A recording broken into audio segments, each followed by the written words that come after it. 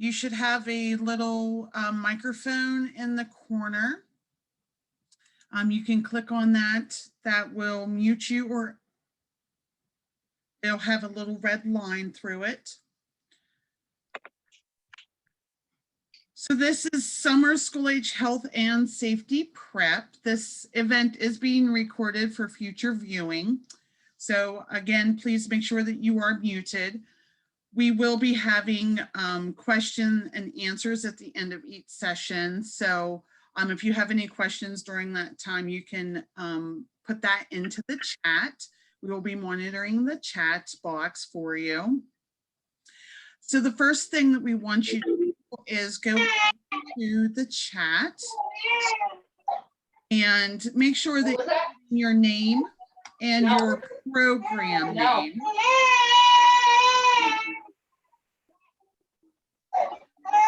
So that we can make sure that you have, we will be giving you a separate, water safety training certificates. If you could please make sure that you are, that would be great. Thank you. Okay. So again, this is presented by PENSACA, the Pennsylvania School Age Child Care Alliance. I'm Shasta Wagner. I am the PENSACA Professional Development Co-Chair. And we also have with us our PA Key SAC Specialist, Betsy Sotman, who is going to be behind the scenes with us as well. So PENSACA is the Pennsylvania affiliate for the National After School Alliance. Our vision is to is that out of school time is a very important pillar in youth development in Pennsylvania, and that Pennsylvania school age professionals are recognized, valued, respected, and appreciated. We have our membership also gains you membership into the National After School Alliance. You can join us today.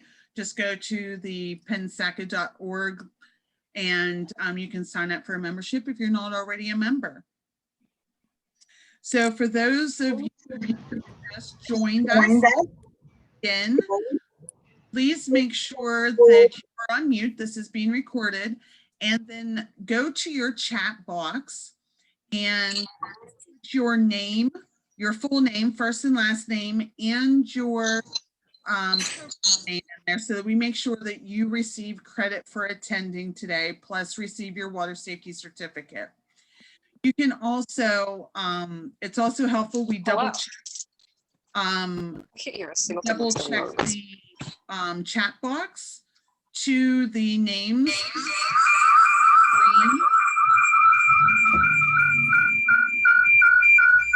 Oops, someone's not muted.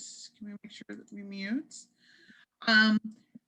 So if you could change your name, if you just go over to the little video box where you see the speaker, and by your name, there's the top right by your name, there's 3 little dots. You can rename yourself. So if you could rename yourself in there to your first and last name, then that way we can cross-check our chat box and our and the names of our participants. Okay, so if you do need Act 48, you will need to send Betsy an email. Her email is on the screen here. It's betsaa@pakeys.org. You will need to send her your full name, your PPID number, zip code, and your email address. And that's to receive the Act 48. To receive PQA credit in your water safety, just make sure that your full name and your program name is in the chat box. We will also put the PowerPoint slides in the chat box for you as well.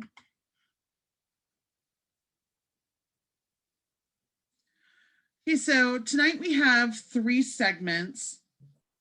We will be talking about supervision with summer safety. We will be talking about water safety training, and then we will be talking about summer safety. Then we will have questions and answers. So if during the presentation you have any questions that you would like to have answered, please place that in the chat box, and then we will monitor that and make sure that we get those answers or those questions answered for you. And we have our objectives that link to our key competencies for you for tonight's presentation. So first up, we have Lori Hall, who is a technical assistant coach from Child Care Consultants, and she is going to go over supervision considerations for summer care. Welcome, Lori. Hi, everyone. Good to be with you tonight. It's interesting thinking about safety tonight as it's thundering and lightning outside. I hope nobody's out playing in the water tonight. Shasta, you can move on to the next slide. Specific objectives for my section will be that you'll be able to apply the expectations of appropriate supervision during summer childcare. We'll look at the general understanding of supervision, but then we'll look at 3 specific areas of outside time, field trips, and when using group transportation. So go ahead and thank you. So 2 basic things that kind of cover, overlay all of it is that in Pennsylvania, we define supervision as the ability to see, hear, assess, or assist and direct children. And we need to understand that these requirements apply at all times, in all locations, and to all children in care. It's especially easy with school agers to overlook some of this because we know that school agers don't have this level of supervision in other settings. We know that when they're in school, they can easily be out of sight and hearing of staff. When they're at home, they surely are not receiving this kind of supervision.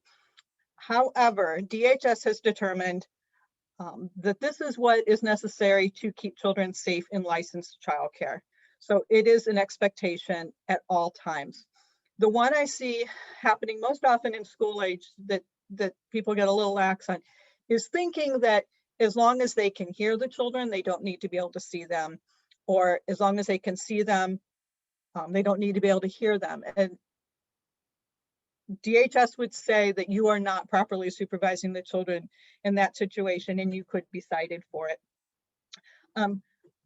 I also know we want to give school agers more independence, and so there's that balance of providing the proper supervision according to DHS with giving them that independence. So we need to find other ways to give them that independence, such as more control over the schedule and the activities, as opposed to doing things out of sight or out of hearing. Okay, go ahead, Shasta, you can move. Oh. So special considerations for outside time.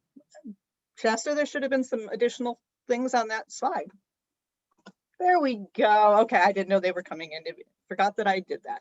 Okay, so when you're outside, be aware of blind spots. Every outside area, unless it is just an open field, is going to have blind spots. If you have any equipment there at all, there are going to be places that children might be that you cannot see.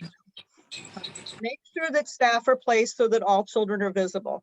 Sometimes in supervision trainings, you'll hear, make sure you can see all the children, but realistically, unless you're the only one out there, you need to work as a team to make sure that every child can be seen. Everybody that signed up for a training.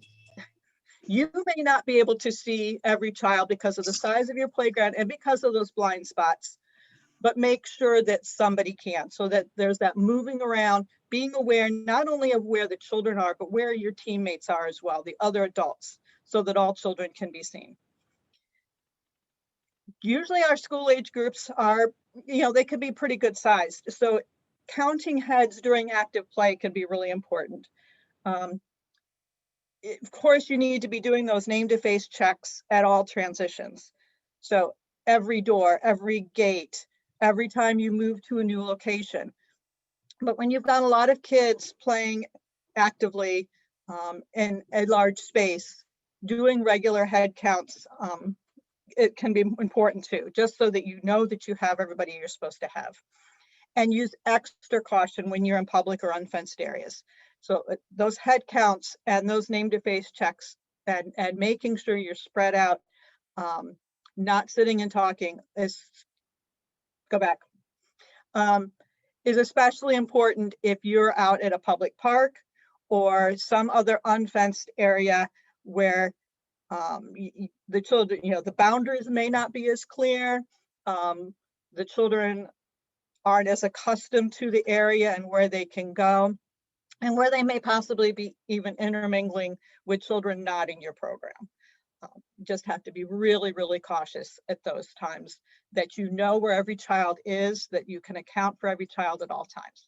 Okay, now Shasta, you can move on. Okay, special considerations on field trips. You may need additional staff in order to reduce your ratios a little bit.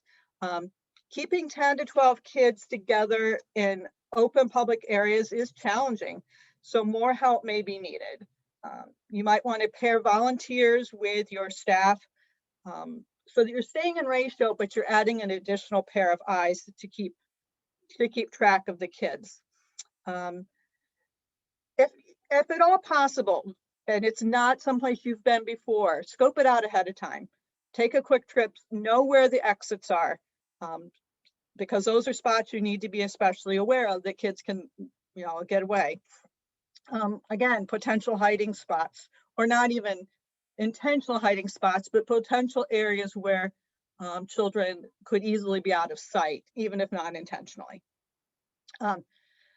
Make sure you know the location and the layout of the bathrooms, and we'll talk about the bathrooms more in a little bit, but consider field trips t-shirts for quick identification. I know that's a common thing, but having everybody in the same color when you're in public can make it a lot easier to keep track of the kids.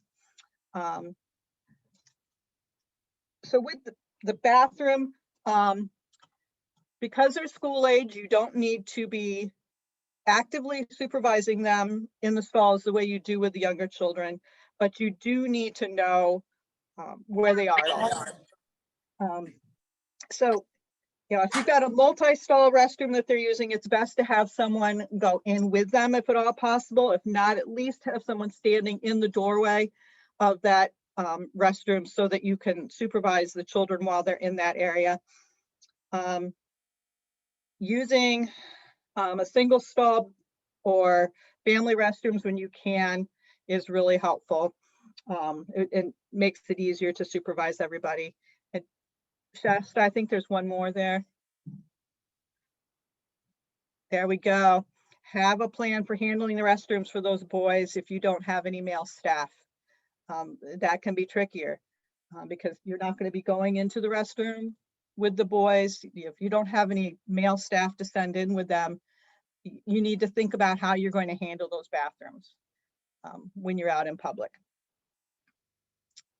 And I'll skip back a little bit. Conducting name to face check-ins, especially if it's you're there for any length of time. If you're there for several hours, consider having check-in times just as another layer of safety, instead of letting the groups with their adults loose and not seeing them again for 4 hours. Maybe have everybody check in every half hour, either in person or by walkie-talkie or by phone or something, so that you just have that extra layer of safety there. Okay, now you can move. Special considerations about transportation. Remember that children cannot be in any vehicle without adult supervision, meeting the ratios. So you can put small groups on a bus. You do not need to make everybody wait outside the bus and get everybody on at the same time. As your small groups arrive at the bus, you can do your name to face checks, check them off the roster, put those small groups on the bus with their adult staff person. That's a lot easier to manage those large groups, but do not put them on the bus without their staff person. They must be in ratio there. And make sure that children are supervised entering and exiting the vehicles. Again, this is something we know that our school agents are doing this on their own when their parents' vehicles, they're doing it with their school buses.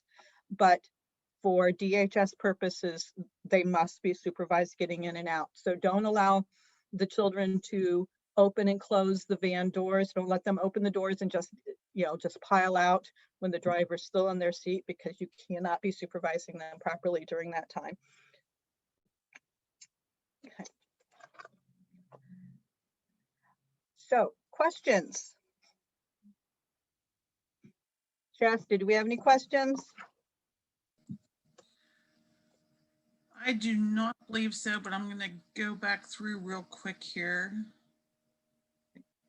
If we have any questions, please put that in the chat box and we can read that out for Lori. She's here to answer your questions for anything supervision.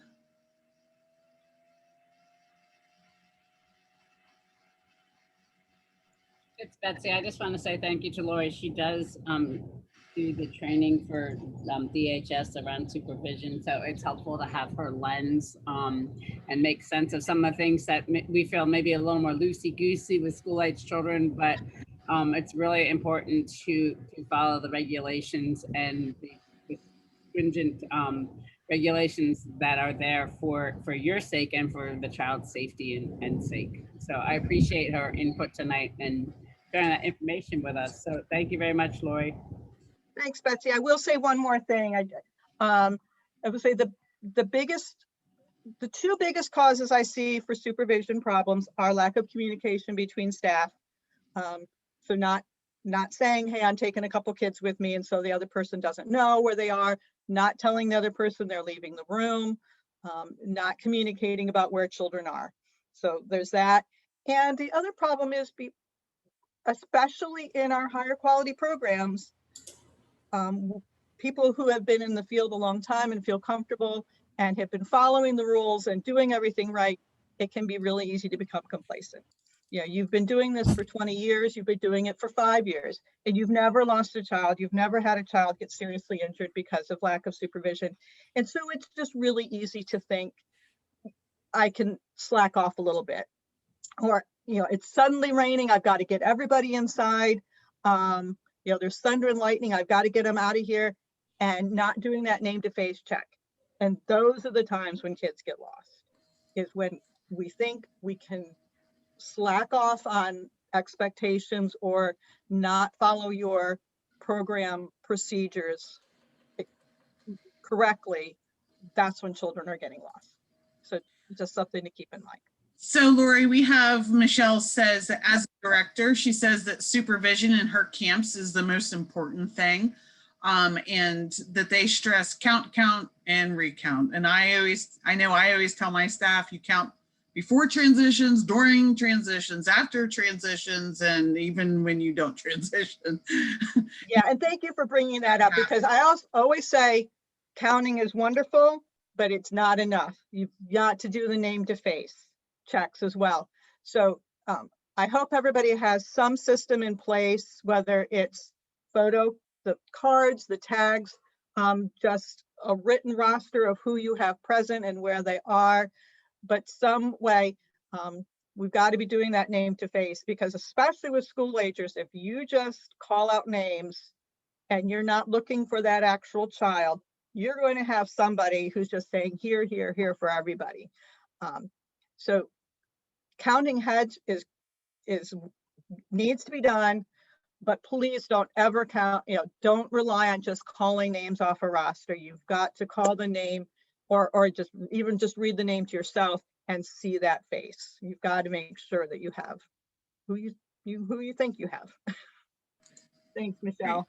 And I'm going to piggyback one more thing, as I have thunder behind me in the background, but I did want to say that another important element is that we know school-age children really like to be out and about, and this training is really about all that summer out and about.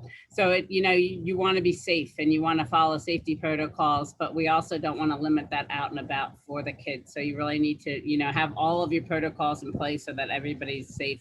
but also have an experience and an adventure every day for the children in your program, because they developmentally, they really need that. Right, I tried to focus just on the specifics, the things that are more specific to summer. If you have any questions about supervision in general, feel free to let me know. Or if you're looking for a more comprehensive training on supervision, you can let me know that as well. Okay, great. I do not see any other questions for you, Lori. So we're going to go ahead and move on to water safety. And water safety training is going to be the certification for water safety for summer camp childcare groups. And that's going to be presented by Ray Desmond. And I'm going to stop sharing my screen so that Ray can share his PowerPoint with you all. All right. Okay, Ray, you should be good. I stopped, so you should go ahead and share. Share. And then share water safety. All right. So yeah, It so looks welcome. good. Yeah. Thank you, Ray. Yeah, so hopefully it works out. So welcome to the water safety for 2021 summer camp. Just remember, please keep yourself on mute. If you have any questions, please feel free to ask in the chat and we'll get to it at the end. My name is Ray Smith. I work for Summit Early Learning. I've been a lifeguard for 5-6 years now. I've worked with kids, it feels like forever.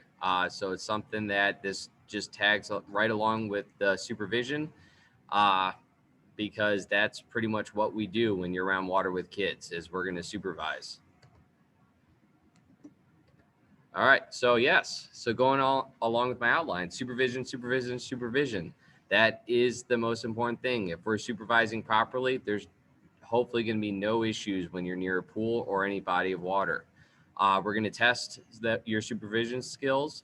We're also going to review 5 signs that if you see it, it's time to act to help either a child or an adult, but we're going to focus on children. We're also going to, it's a little intense, but we're going to discuss the sequence of drowning and what to look for. We're also going to review just some basic tips that would help prevent drowning or other dangerous situations. Again, my name is Ray Smith. Here's a copy to prove that I am a certified lifeguard, and we're going to continue on. All right, so supervision. A child can drown as little as 20 seconds. Adults sometimes can be up to as much as 60, but keeping that in mind, as short as it is to look down at your phone to answer a phone for a phone call, talk to a parent who's coming to sign a child out, fill up your water bottle, you could lose a child. There's no such condition as drown proof. There's many places that have fences. There's lots of people watching. There's sometimes lifeguards. There's sometimes small little bodies of water. A child can drown as much as 1 to 2 inches. Unfortunately, we're going to review that even as much as leaving an unguarded toilet is very dangerous for young children.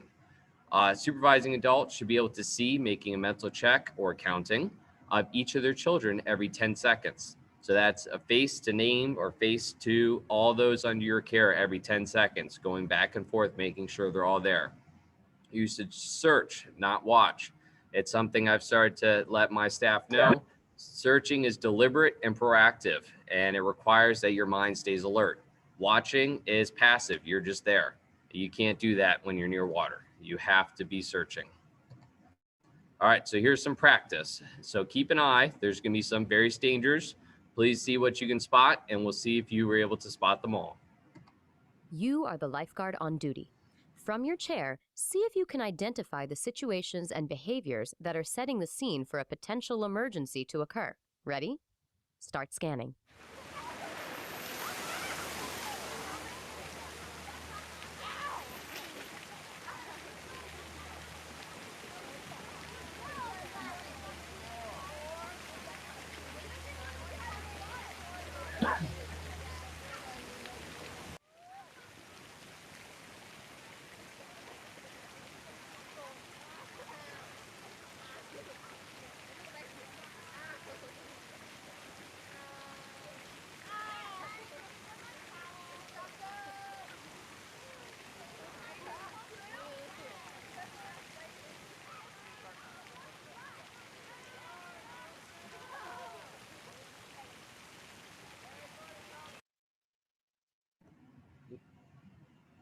All right, so we're going to review this. Oh, sorry, still going.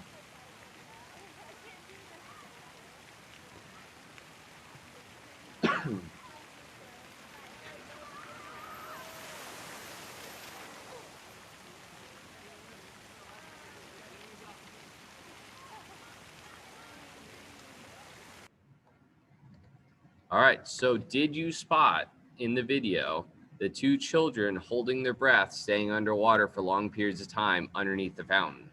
It was very difficult, and unless you're looking directly at it, the only way you spotted them was when they lifted their head up for water. There's also a child trying to climb up the slide. That could result in a very dangerous situation for those coming down and for them trying to go up. There's also some children throwing a football and not really paying attention to who was around them or where they're running. There is an older child walking on an underwater wall. The wall was unfortunately blue, so it's very difficult to see, but they could very easily slip and fall. And if they're a child who can't swim, they could end up in the deep end on the other side. There's also an unattended toddler on the far side of the pool with no adults nearby. There is also some children nearby that if you're talking with them, you might miss watching the other children. So again, every 10 seconds, you should be doing a face to name or a check of all the children under your care. So here, this is hopefully not what supervision looks like. It should hopefully look a little more active than this. Observe this lifeguard on duty at a ground level station. Look out for correct and incorrect behaviors.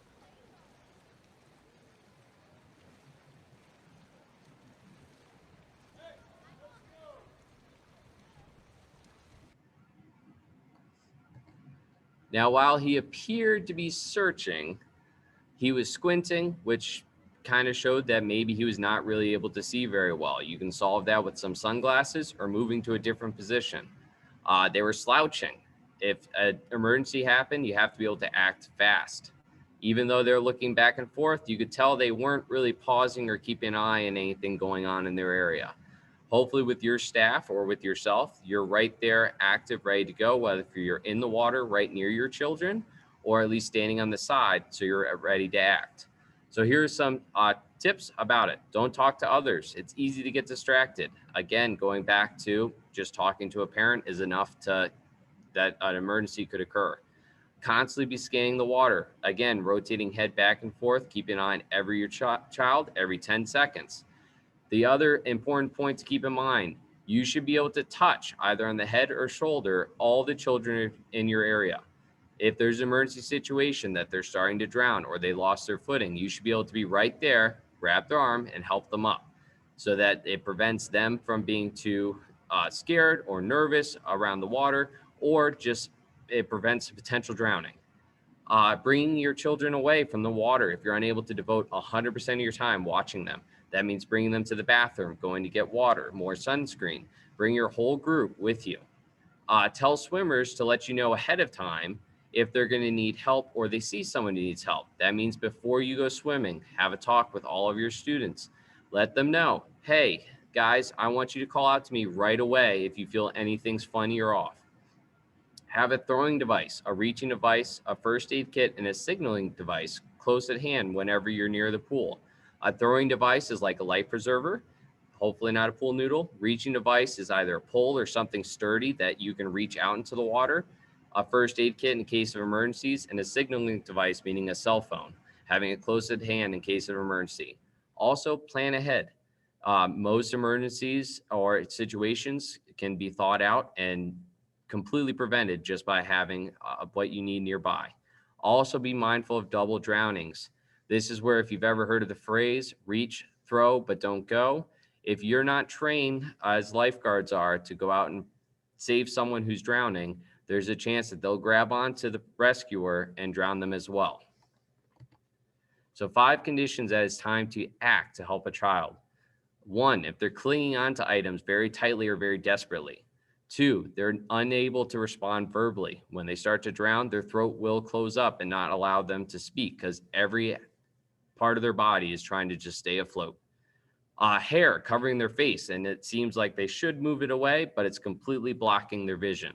Blank, glassy eyes, that they're unfocused and they're just desperately staring ahead.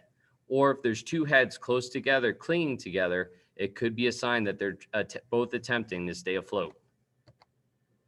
All right, so this one is one of the more intense videos, but please keep an eye and see if you can spot the drowning child or the child who needs help before the lifeguard steps in.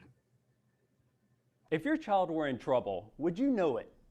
Here's a test. See if you can find the person who's drowning before the lifeguard does.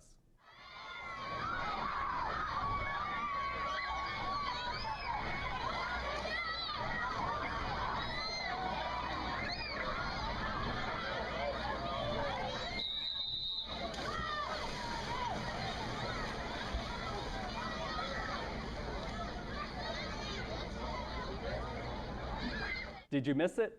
Take a look again and watch this child. It's tough to spot even though you knew it was going to happen. Drowning can happen fast and it doesn't always look how you'd expect. Here's how to keep your kids safe this summer. First, teach them to swim. Even toddlers can learn how. Next, use a buddy system. Have kids keep an eye on each other and only swim in places where a lifeguard is on duty. The more eyes, the better.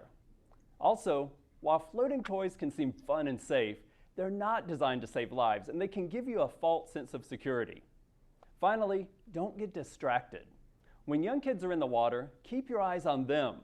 Maybe even take a lifeguard class yourself so you'll recognize signs of trouble. These important tips will help everyone have fun in the sun. For WebMD, I'm Dr. Michael Smith. So unfortunately, as you saw, drowning happens quick. As soon as she was off the pool, it started. Unlike in movies or in TV, there's no help, help, I'm drowning, I'm drowning. Usually it's unfortunately very quick and they're either almost immediately underwater due to either an injury or an inability to swim, or they're not able to yell out because all their energy is devoted just to trying to stay on the surface. Many people have drowned because their observers didn't recognize they were drowning. They thought they were trying to hold their breath. They thought they were just being funny and splashing about. As well as shocking fact is 25% of people who have drowned knew how to swim. They were designated as swimmers. All right, so this video, again, is more intense. This also just has many facts, so please look actively if you're just kind of listening to what's going on. The facts show how quick, how dangerous, how quiet drowning can be. Again, I apologize for how intense it is, but this is not a fun matter.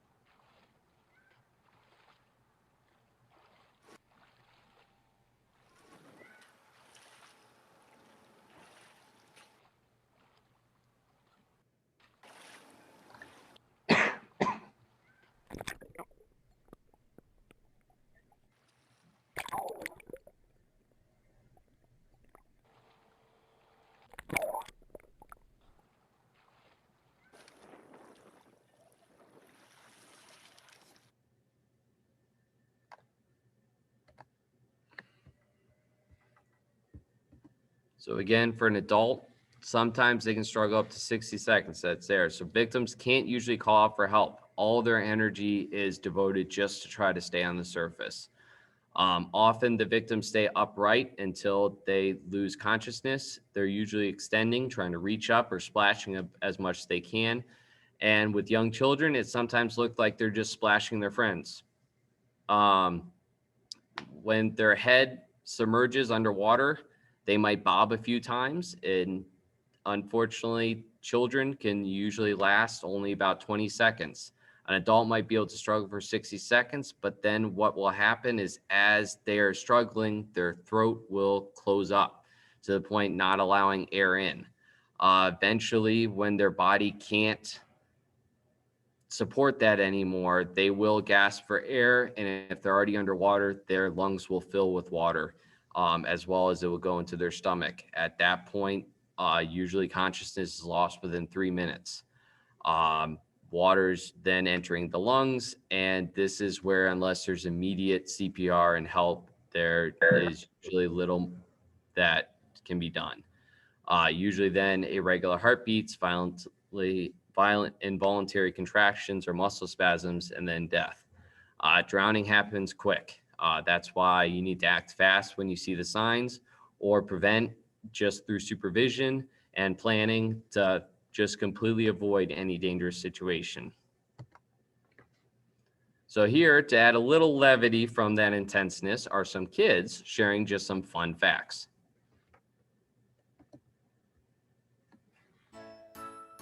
Drowning is the #1 cause of injury-related deaths in children ages 1 to 4. Drowning can happen anywhere that there's water, even in a bucket like this one. We're making a difference. We have tall gates that lock by themselves. We put our things behind the gate so my little brother can get up there. Everyone should learn how to swim. It's easy and fun too. Even my little sister's learning how. When you're done in the bathroom, put the toilet seat down. And always remember to collect your towels, your toys, and your soap before ever turning on the water. You should keep your eye on me. Accidents can happen in a second. The entire family should learn CPR. Teach your kid to dial 911. Don't put me in floaties, put me in one of these. At Banner Children's, we're dedicated to water safety. The good news is drowning remains one of the most preventable injury-related deaths to children and family members. We want you to be informed and inspired to protect your family. Your actions can save a family member's life. You can make a difference.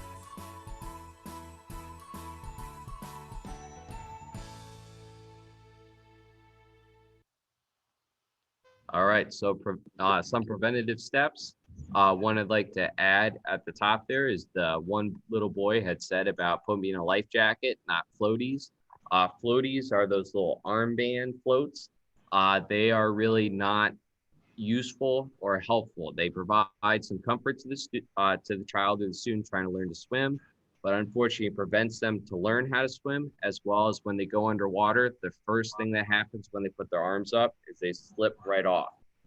So if you're with some students who the parents request that they wear floaties, try to insist upon either a life jacket or the ones that are strapped, that it's a full vest with the floaties so that they would not become lost. Adulting, so some major steps. Again, I know I've said this a few times, but adulting supervising children should scan their water and be able to see every child every 10 seconds, as well as they should be able to reach each child within 20 seconds. They should never leave any child alone in a bathtub or a pool for even a second. Know that older siblings are usually not old enough to supervise a child alone. Keep your toilet seats down. Put latches on bathrooms to prevent toddlers to be able to get in there. Learn CPR yourself or your staff. And if you need to leave the water play area, even for a few seconds, bring your children with you. Some extra, always swim with other people. Wear an appropriately sitting life jacket if you're on a boat. Never mix alcohol with water. Again, the quote I said before, reach, throw, never go when approaching a drowning victim. Unless you are trained, please throw something that will help them float. Do not go. If you enter the water without lifeguard training, you're putting yourself at risk for double drowning. Teach your children to call an adult or call 911 if there's an issue while supervising and you're needing to assist. And in water activities, anytime, check all the faces again of your child every 10 seconds. I know I've said this a lot because I'm hoping you remember. All right, so again, if a child's in trouble, reach, throw, never go. Attempt to throw a floating object, use a sturdy pole, tree branch, anything is, if you can't stand and you're not trained, it's very dangerous. Start checking if you do have to pull a child out for airways, breathing, and circulation, and call 911 right away. All right, so at this time, if there's any questions.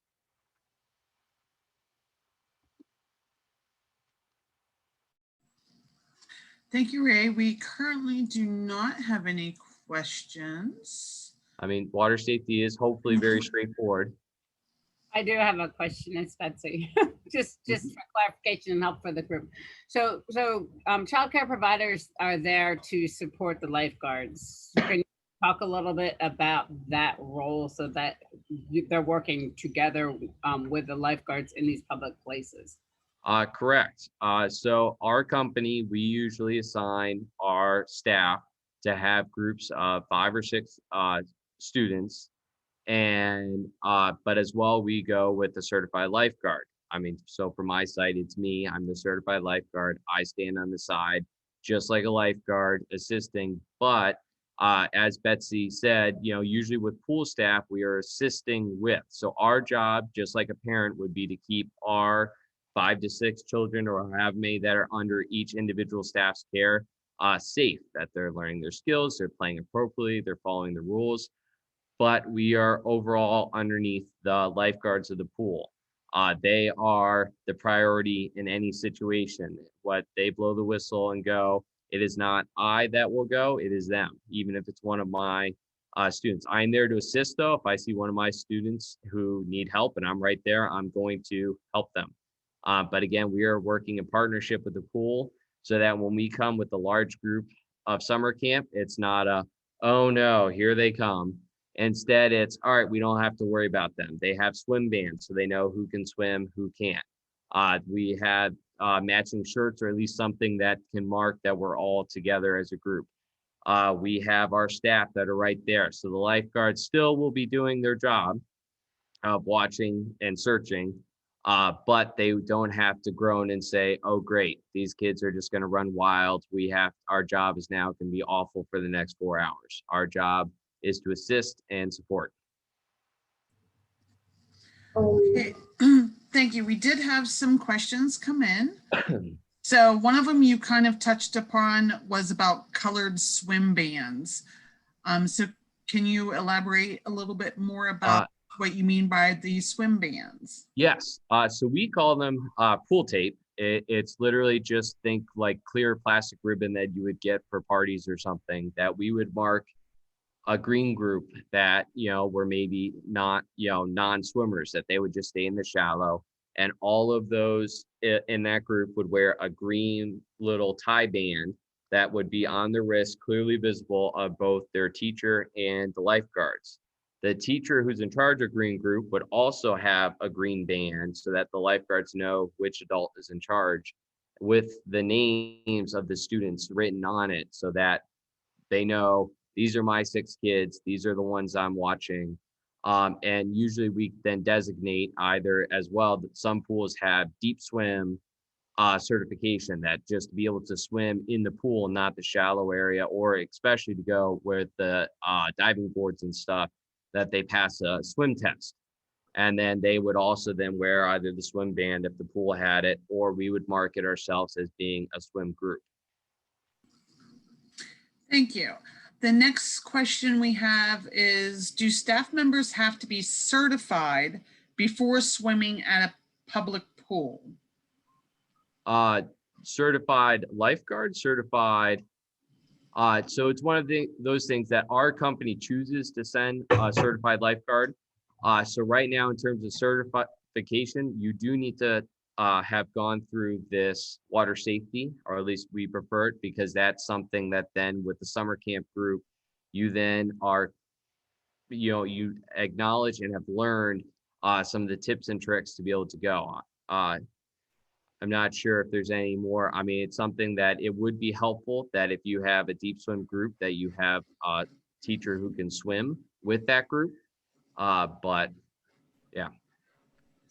So DHS regulations are that every person, that all the staff members must have water safety training, which is what Ray is giving us tonight.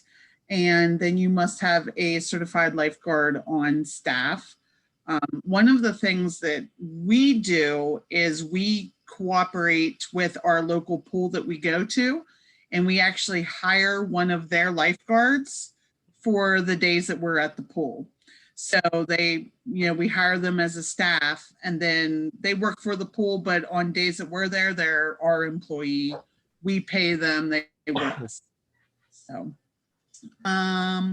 let's see. The next question is, what are the ratios during swimming? So for our company, what we do is we cut our ratios, just the regular ratios, in half. So it's something that we then, if usually it's one staff to 6 kids or to 12 kids, I then, have 6. If we have non-swimmers, we usually make that purposefully a smaller group just because they need more eyes. Now, if it's a deep swim group and then they're older children and the ratio is 1 to 15, we then cut that to be, 7. So it's something that you just want to cover. There is pool ratios. Please stick to it. Again, the smaller the groups, the better, because then you have your eyes on them as much as possible. Yes, I'm not exactly sure what the swim regulations are for ratio, but we do the exact same thing. We do groups of 5 or 6, depending And the on chat where we're at. has been placed from Lancaster Rec Commission, the 1 to 6 and 1 to 8. Yep. So Oh, you thank have to follow licensing regulations, which is important. I mean, that they have the safety rules in front of all of our work. So following DHS ratios is a minimal. Doesn't mean that you can't go to a lower ratio, 1 to 4, 1 to 3, depending on the ability of the children. So thank you, Jackie Hawkins, for adding that in. It's teamwork. Thank you. Thank you. I'm looking through the questions here, Ray. Let's see. Oh, someone said that the tape you're talking about is surveyor's tape. Surveyor's tape. I mean, on it's just Amazon. water resistant. Yeah, water You resistant. can't even use those ones. You can go to like the game place and I mean, they're $10 a box for 1,000 of them. Yeah, the elastic bands work well. We just usually use the other tape because our kids, usually groups are changing constantly. But we've done that before, just those rubberized vinyl, or not vinyl, but the rubberized little wristbands, as long as they're colored so you can kind of keep a distinct group. Okay. Just looking through to see if there's any other questions. I just wanted to make another comment, as I did with the supervision as well, that when we talk about the water safety and we think about the requirements, there's real reasons, as Ray displayed with his great video examples.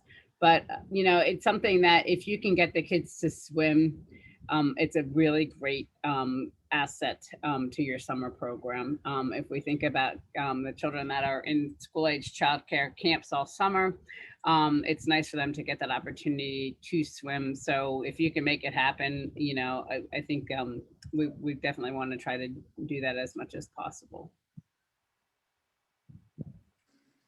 Okay, great. Thank you, Betsy. I do not see any other questions.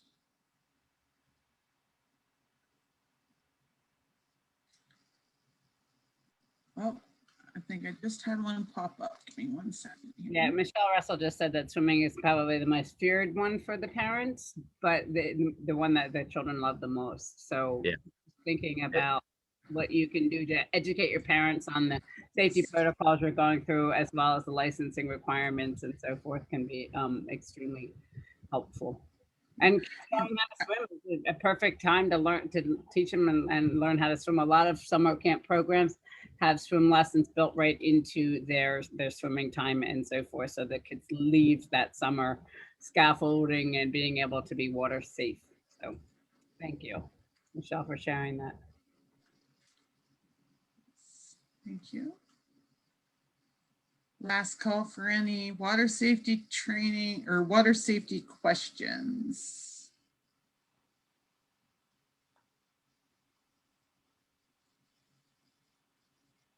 Okay. All right. Thank you, Ray. So we're going to move into our COVID-19 summer safety training with Amy Requa, who is a senior health manager for the PA Key. Welcome, Amy. Thanks, Shasta, and hi, everyone. I really appreciate being here today with you, and I want to thank you for all of the hard work you've been doing over the past, 16, 17 months. It's just been quite an experience, but you've really inspired me with your amazing commitment to children and to families. So thank you for that.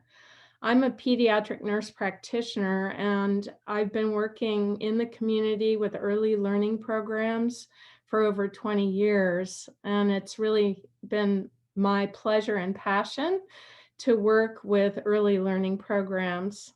So thanks. Next slide. Yeah, probably you've been seeing a lot of the guidance coming out recently from the CDC, the Center for Disease Control, around what vaccinated people can or cannot do. And this can be very confusing.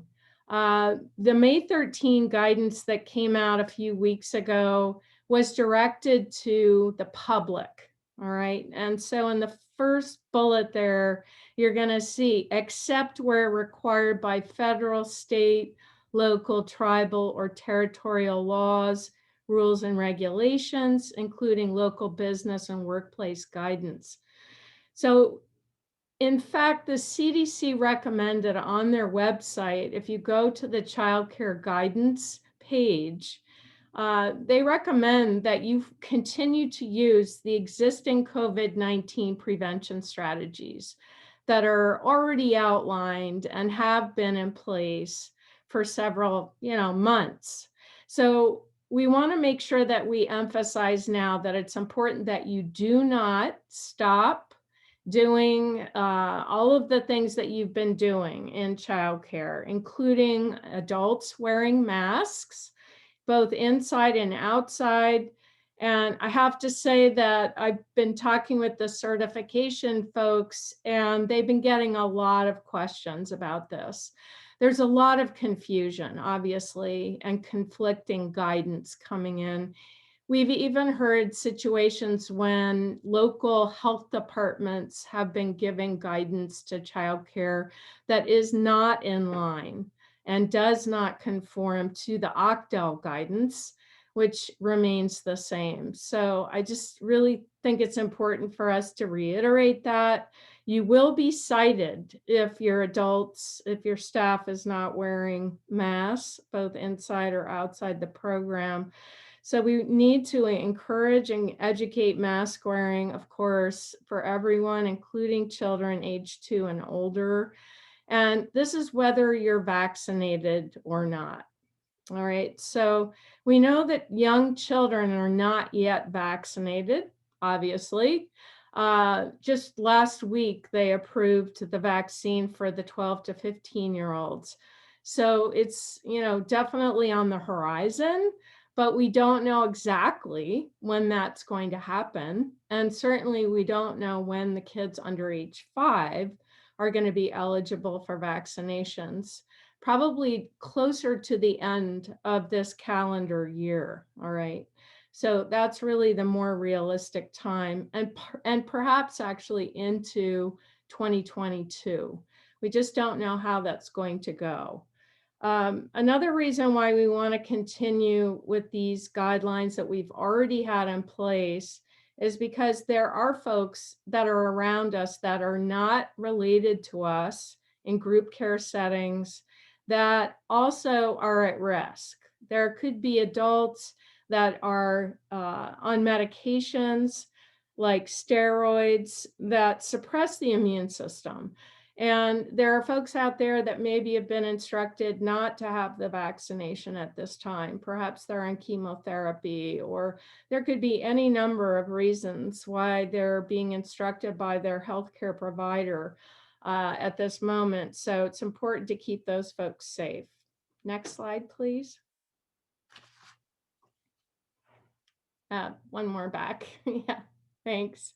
So this is the guidance, okay? It's the C-20-12, which came out on April 14th from OCDEL. And the expectation continues to be that children age 2 and older and adults, including those who are fully vaccinated, are going to be wearing masks in early learning settings. We're also, by the way, looking at the developmental approach, right? We want to make sure that we as adults are modeling the behavior of mask wearing, both inside and outside the facility for children, because that's part of our social responsibility to keep everyone safe and healthy. And I'm sure if you took your mask off right now in front of the children and they had theirs on, they would look at you and say, why do you not have your mask on? Why'd you take that off? Because they're wearing masks. So developmentally, it would really be quite difficult to explain to them the difference now that you're vaccinated. They're not going to understand that. So it's still really important to follow those C-20-12 guidances. Next slide. I wanted to talk about a few of the most high priority issues that are going on right now in our state regarding summertime health and safety. And the first one I want to talk about is Lyme disease and other tick-borne diseases. So it really is an issue in Pennsylvania. Pennsylvania is considered to be number 4 in the country for tick-borne illnesses, including Lyme disease. Lyme disease is a very serious illness. It can cause central nervous system damage, neurological damage, especially to young children. I mean, they're much more at risk for this kind of thing. So it's really, really an important issue right now. We just got an alert that came out from the Pennsylvania Department of Health. That's the number that's listed there under the heading. It was issued on May 13th. And what they have said is that there are an increase in emergency room visits right now with tick bites and bite-related visits. And that's to be expected during this time, definitely through September. It's really important to be aware of this. The best practice, of course, is to practice injury prevention and avoid accidents from ever happening. So it's important to have your policies and procedures ahead of time for tick-borne illness and also for managing ticks. The way to prevent this is to plan ahead.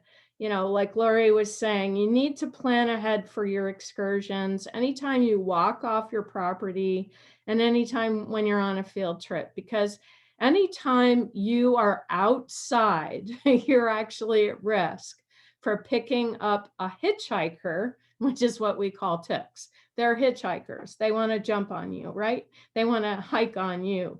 So it's important to take a look at where you're planning to go first to ensure that there are no grasses, tall grasses, meaning like over the ankle, or you won't, and also ideally you're not walking through heavily wooded areas or areas with a lot of vegetation. It's best to avoid these areas. Definitely, if you're going on trails, you need to stay in the middle of the trail and avoid moving to the sides where children can pick up those ticks, and even adults, of course, can pick up the ticks, sorry. Ideally, you will ask the parents to dress their children in lighter colored long pants and long sleeve shirts. And it's best to even have like white or light ankle socks. And you can pull those ankle socks up over the bottom hem of the pant leg. And also you can have children wear hats. The hats will keep the ticks off your head. And when you get home, it's really important to encourage parents that they need to have their children shower or take a bath when they come back home to keep the ticks from attaching. Sometimes they can get underneath the clothing, and if you don't take your clothing off right away and take a shower or a bath, they can attach themselves, and we definitely don't want that. There's also guidance for parents that they should be applying insect repellent before bringing their child. It's much better if parents do this before bringing them to the program, because you only want to apply those insect repellents maybe once, in the morning, rather than multiple times. You don't want to use a product that has a blended formula that has insect repellent along with sunscreen. That's a no-no. Because if you reapply that sunscreen, you're going to be exposing children to this insect repellent, which is really not something you want to do continuously throughout the day. Sunscreens obviously are applied more frequently. It's important for parents to select an insect repellent that has a pumper spray and not an aerosol. The aerosols tend to get into the eyes. And also when you spray these things, they can fall onto the ground and onto tile floors and become very, very slippery. So that's important to avoid those hazards. It's okay to put the insect repellent. You can tell parents it's okay to put it on clothing. They can spray it right on the clothing. They should avoid spraying it on the child's face, and do not spray it on the child's hands because that will go into the mouth or into the eyes. We want to avoid the face and hands. And ideally, they would just spray it on the clothing or pat it on the skin. That's another thing. The parent can spray it on their hand, the adult hand, and pat it gently on the child's skin, avoiding the face and the eyes. If there is a situation when during your program you find that a child has a tick, if the tick is just, crawling around on the child's skin or the clothing, obviously you need to remove it right away. But if the tick is actually found embedded in the skin, it's important as soon as you find that tick to have a plan for what are you going to do to remove it. Many first aid courses will teach you how to remove ticks safely. But in a program setting, it's likely that you may find your staff not willing to do this, because if they pull it out and they don't do it appropriately, they can leave the head of the tick in the skin, burrowed in the skin. We don't want that. That needs to come out.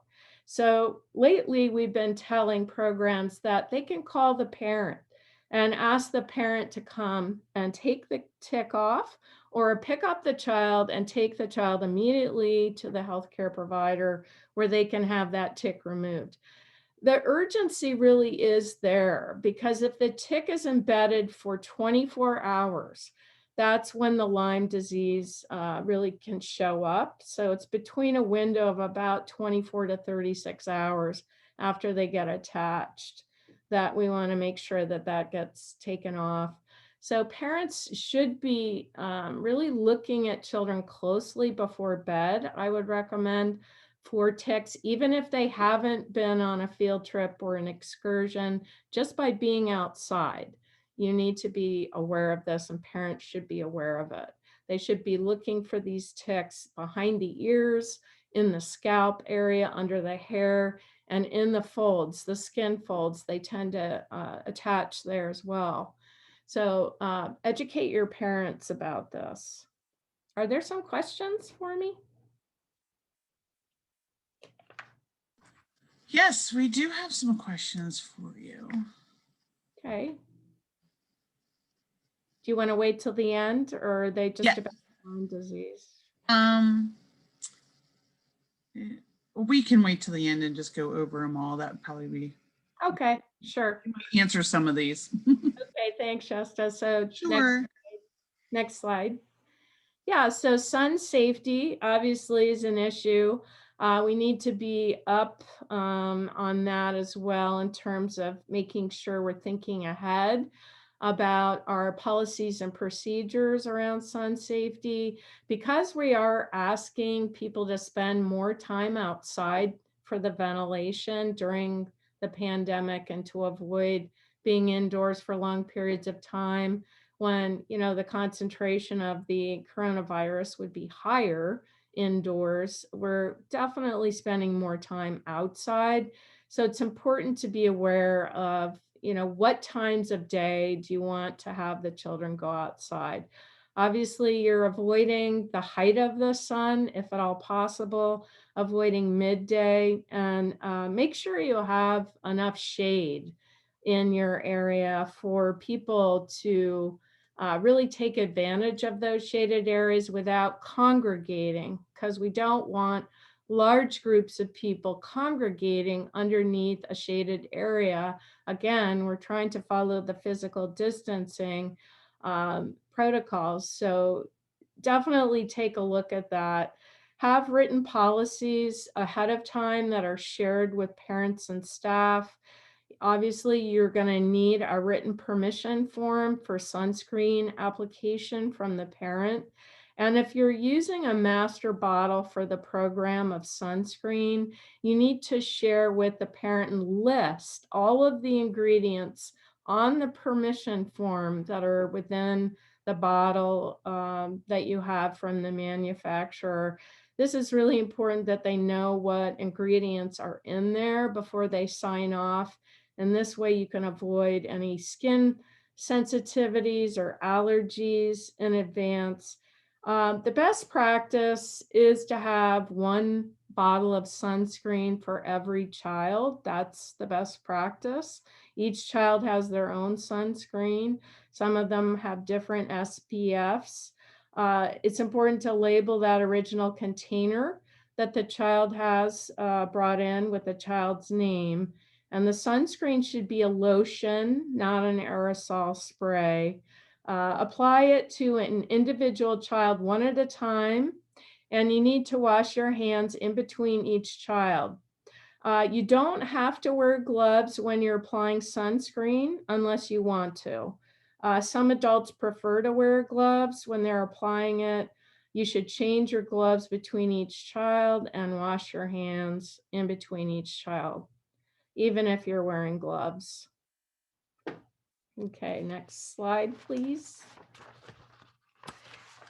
Lots of questions have been coming up about medication administration practices, especially when you're taking kids off the property or busing them. For example, you definitely want to ensure that you have the emergency contact info updated and in your go bag, right? Your go bag that you carry with you, which is supervised by adults.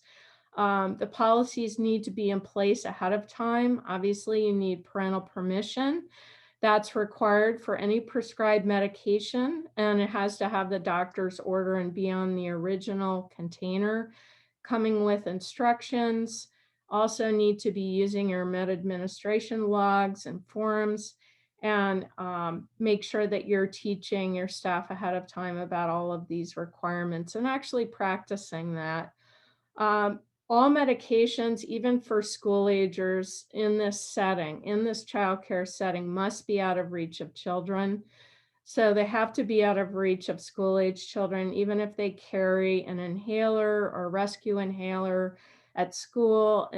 In this location, they are not allowed to. The adults are the ones who are keeping the medications and they're administering them. Obviously, they're observing some of the kids when they're using inhalers for older kids who know how to do that, but adults are supervising at all times.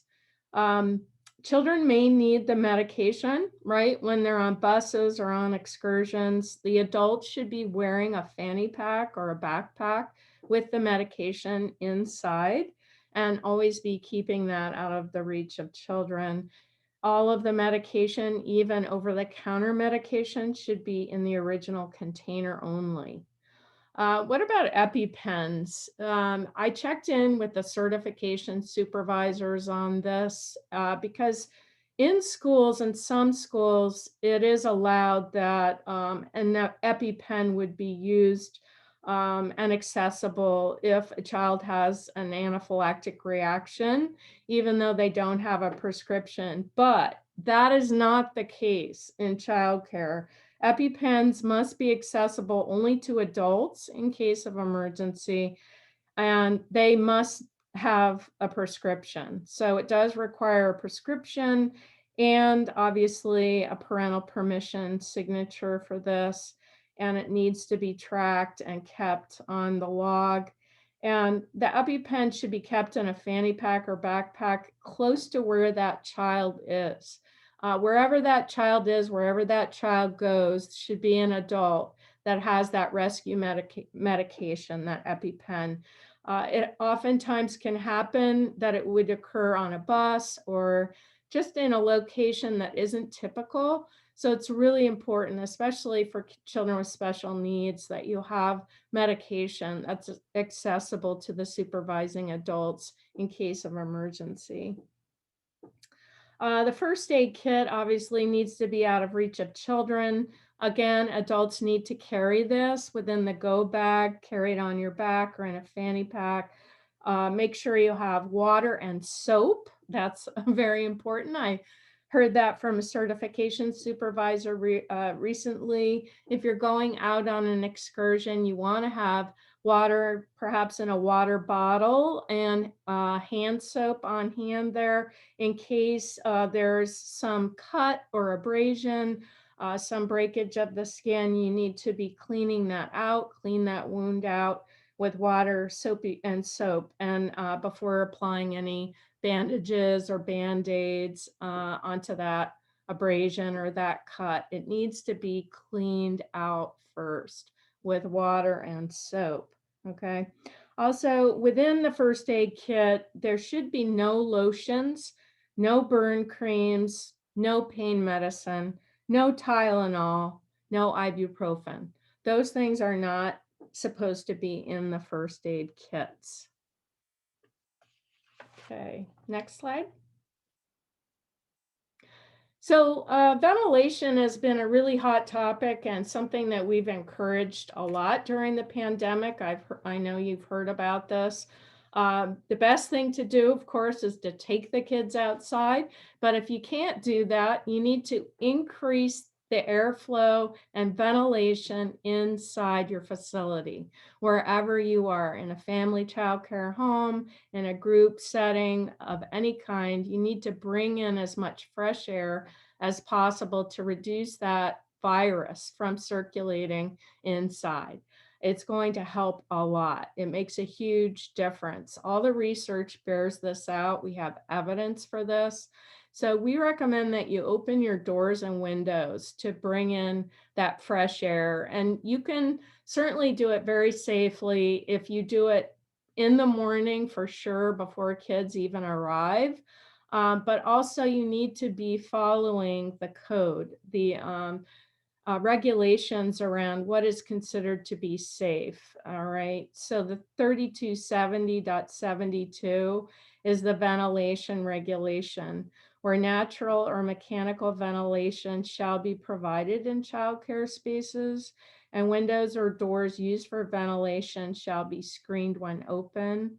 Screens shall be in good repair, and windows or doors above the ground floor that open directly to the outdoors and are accessible to children shall be constructed, modified, or adapted to limit the opening to 6 or fewer inches. And in fact, caring for our children, the National Health and Safety Performance Standards recommend as a best practice 4 inches. But, you know, even if you were to crack a window open for 1 inch or 2, it's going to provide some benefit to the circulation of air in the room. Ventilation also can include things like mechanical ventilation. So next slide. You can use air filtration and exhaust fans if opening windows is unsafe. Again, you want to have the exhaust going outside, facing outside, so air is flowing outside. That is the proper way to do it. You should not have a fan bringing air in to the facility, because what that will do is just circulate that coronavirus inside. We want it to be sucked out, so it's going to exhaust outside. That's really important. Also, exits, stairways, hallways, and exits from rooms and facilities shall be unobstructed. We already know that. But if a doorway is open or exits directly into a stairwell and there's no landing beyond the doorway, the door shall be restricted. So there are some very specific guidelines here in the regulations. So I recommend that you take a good look at that to make sure that you're following all of your regulations that are required in childcare, licensed childcare. There are a few things that we do not recommend. Do not use ionizers. Ionizers cause ionization of the air, and that aggravates respiratory conditions such as asthma, and they also create ozone. So these are not helpful to folks, especially to people who have asthma. That would be a real problem for them. Make sure that restroom exhaust fans are functional and operating at full capacity also. And clean and change the filters as recommended by the manufacturer. If you do not have an HVAC system or you lack this extra filtration, you can use a portable high efficiency air filter like a HEPA air cleaner. HEPA air cleaners trap the particles that are exhaled during breathing and talking, singing, and coughing or sneezing. So that's a good thing. Select a HEPA cleaner that is as the right size for the room. Follow the manufacturer's instructions for that. Because they need to have a clean air delivery rate or a CADR that meets or exceeds the square footage of the room in which it's going to be used. And I've included the link there to EPA's Guide to Air Cleaners in the Home for your reference in the future. Next slide. Thanks. So the CDC obviously has some current resources that you can look at. This one was updated on 4/24. This is the guidance for operating youth and summer camps during COVID. So it would be helpful probably to take a look at that, but also recognizing that regardless of what this says, you still have to follow OCDEL guidance, which was published in C-20-12 on April 14th. That's the most important guidance. These are really good toolkits that have, like, for example, posters, things about the vaccines, nice visual aids that you can use in your program for posting. Also, I wanted to say that Better Kid Care has a new course on when to call 911 and how to manage medical emergencies. So really recommend you take a look at that. It's excellent. It's only 1 hour. And within that course, it talks about having a documented plan for managing an emergency, when you should call 911. We've been hearing from certification that this is an issue that they continue to see, that there's confusion many times about who's going to call 911, who's going to watch the kids, who's going to have the go bag and protect it, who's going to call the parent, who ensures the ratios are maintained. All of this needs to be planned in advance and, the right policies in place. You really need to be vigilant in the summertime because of all the reasons why Lori just gave earlier. So I took a little bit more time because it looked like I had some. I hope that's okay. Absolutely. Thank you, Amy. Sure. Shasta, I feel like really good sending all of these school-age childcare providers out for the summer with the content that they got tonight. And I think I'm saying let's have this as a date next year for all of our presenters. So thank you very much. Shasta, what questions do we have in the chat box? Okay, so we have the first question, it reverts back to the masks. So are youth expected to wear the masks outside, like on swim days, when they're not swimming, when they're outside in a park?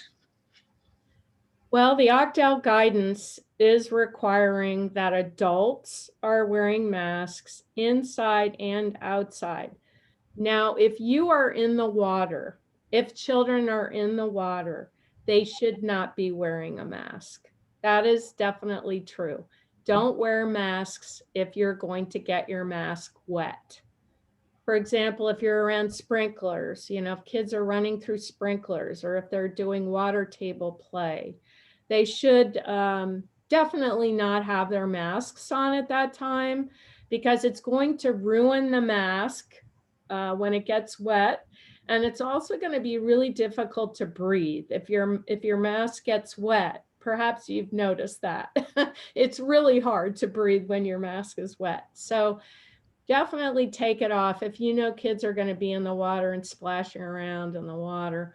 Also, the way to protect a mask while the child is not wearing it, the best way to do that is to take the mask and put it in a paper bag with the child's name on the bag. We do not want you grabbing those masks with your hands and putting them all together, like clutching them all in one big ball. You know, that's not good. That's not healthy because that, cross-contaminates the masks. So each child should have their own paper bag to put their mask in to protect it. And the reason why we use a paper bag is because it allows circulation of air around that mask so that if it's a little moist, it'll help dry it out. Hopefully that helped. I can't hear you. Sorry about that. Mute's on. So the next question is, if we have a program with a lot of students, are there any strategies to transport or organize sunscreen since it has to be outside the students? Oh, it's possible to use a master bottle, as I said, for the program, but you want to make sure the parents know what's in the bottle, that they know what the ingredients are, and that they're giving permission for you to apply it. That's really important. I'm sure if you're a parent, you don't want somebody putting something on your child that you don't know about. So it's really important to know that what the ingredients are. I think that's probably the easiest way to do it. Another way to do it is to ask parents to apply the sunscreen before the child comes for the day. A lot of programs do that, right? But if you're going to be in water or playing in water, children are going to need to have a reapplication of sunscreen during the day if they're spending the day with you. So you do need to have a plan for how you're going to apply it. Okay, so the next question is regarding the windows. What do you recommend if there are not any windows in your room, like a cafeteria or basement? And I think you did answer that a HEPA filter thing along that lines. Yeah, that definitely would be a solution. But the other one is one that's maybe not quite as obvious, but if you have an HVAC system, we are recommending that you have that looked at by someone who's maintaining it for you to make sure that it's circulating your air 6 to 10 times an hour. That's the ideal circulation rate, 6 to 10 times an hour, okay? So make sure if you haven't had your HVAC system checked for that, if you don't know how many times it circulates per hour, you need to look into it. Okay. Had the terrific information. Someone said they heard the term masks in motion lately. And the other question is, if you're standing out of the water at the pool, I'm guessing this is, do you need to wear a mask? If you're not in water or you're not splashing around water, yes, you should be wearing a mask. Amy, can you elaborate a little bit? I think it would be helpful for people around the distancing aspect, so that there's sometimes that you can't social distance the 3 feet that's required for the elementary age children. But can you talk a little bit about masking and distancing and, still trying to maintain some sense of fun and frolic in the program while you're keeping kids safe? Right. The distancing is very difficult to do in an early learning program. It's just difficult because when parents or adults are supervising children, even school-age children, right? They can fall, trip, they can have a problem, they need to be comforted. We need to be able to touch them, face it. We have to be able to touch them. That's what's developmentally appropriate, which is why we encourage and actually require, Octal requires that adults wear masks, okay? Whether they're inside or outside, yes, whether they're inside or outside. So yes, if you go to the park, yes, we are saying if you are working in a childcare situation, yes, you are following Octal guidance. You're wearing a mask. So there was a lot of concern about that at first. People were saying, well, I can stay 6 feet away. I know I'm 6 feet away or 3 feet away. And the thing is maybe you are momentarily, but what about the time when you have to rush to a child if they've injured themselves, right? Or if you need to give them medication or whatever, for whatever reason, right? You need to be accessible to them and you need to be able to put your hands on them. So the only time when you're not wearing a mask is when you're eating, when you're drinking, when you're napping, things like that. So same thing for kids. Obviously, it's an individual thing for kids. If a child over, that's 2 or older is unable to wear a mask safely, they keep taking it off and dropping it, or, it's just not possible for them to manage that, then they're not going to wear it. It's not worth it, right? It's not feasible. So the physical distancing is all best practice. That's CDC guidance. Wearing of the mask is regulation. All right, that's the difference. So we do our best with the physical distancing. We try to cohort kids in groups and manage them that way. Sometimes that's just not feasible. If you have a lot of school-age kids coming into your program, and it's just not possible, you don't have enough staff, right, to maintain all the ratios that you need, then you're going to have kids mixing.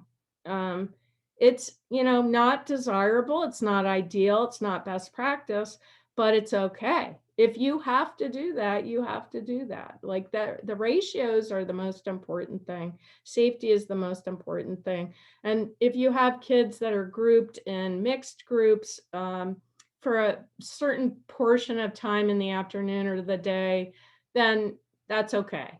You're doing the best you can. I hope that helped. Yes, thank you very much. Yes. Keep clarification on that for people because it's, we've been through a confusing couple months. Yes, I know. Thank you, Amy. And I do not see any more questions in the chat.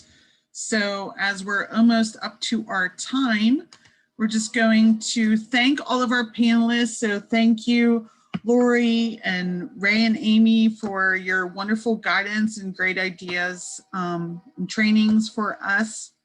Thank you. Certificates will be available in the next few days through the PA Keys PD registry. You will receive your water safety certificate via email, which will be coming. So make sure that your email is correct in the PD registry so that you can receive your water safety certificate. And again, if you have any Act 48, please send that to Betsy. And I just want to say one more thing. Thank you, Shasta, so much for pulling us all together and pulling us through an important professional development event. I'd love to tell everyone to have a great summer, which I'm going to say have a great summer with the school-age children and doing some really fun things. And the other thing I would like to say is please, please, please, if you only have your first name in your chat box, I need first and last name for you. So we're going to keep this room open because a couple of you still only have your first name identified. It's critically important that we get your first and last name as well as your location, so I can follow up with that director as needed moving forward to make sure that you get your certificates. Don't hesitate to put my email address down now to record it somewhere so that if there are issues with your certificate, that you can connect with me or the PA Keys registry will also help with that. It's just a great night, a funny night with, people coming in from different directions with registration and so forth. So I thank everybody, and I'm going to leave the room open for just a little bit longer for those of you that need to make sure that I have your first and last name. And again, thank you everybody, and thank you presenters, and have a wonderful summer. You too, Betsy. Thank you. Bye-bye. Thank you so much, Betsy. Have a great summer, everyone. You want to stop recording, Betsy? No, actually, I want to keep it open. I think I need that chat box, I think. Right? For people that I have a couple of people that gave me just iPhones. Oh, okay. Yeah. So we'll leave that open. Yep, they're coming in here. Yeah. So let's leave that open. And then Shasta, if you want to leave, you're more than welcome. I'm going to leave it open for another 5 minutes and then head on out. But thank you so much, Shasta. All right. Thank you. I will talk to you later, Betsy. Hi, Betsy. May I ask a question? Sure. Go ahead, Trina. This is, yep. So when will the PD registry be updated? So I hope to sit tomorrow morning and get everything in. So it's, okay. We'll see it tomorrow. I last week, I didn't get things in as quickly as I wanted to because there was just other things that took place that I couldn't get it in as quickly. And according to the registration requirements, it's within 2 weeks. So yeah, no worries. I just wanted to follow up. 48 hours. So I do like to try to get in 24 to 48 hours. It's just we hit two crazy different situations on top of each other, and I just didn't get in as quickly as I would have liked. But I'm planning on doing it tomorrow morning. It's a little intricate because 55 people with 3 different registration processes. Yeah. Well, thank you so much for everything. Yes. I really enjoyed the trainings. Yeah, good, great. We plan on doing more like this, so it seems to be a good structure for people. Yes, you'll see more of me then. All right, great. Thank you, Trina. Have a good night. All right, take care. You too.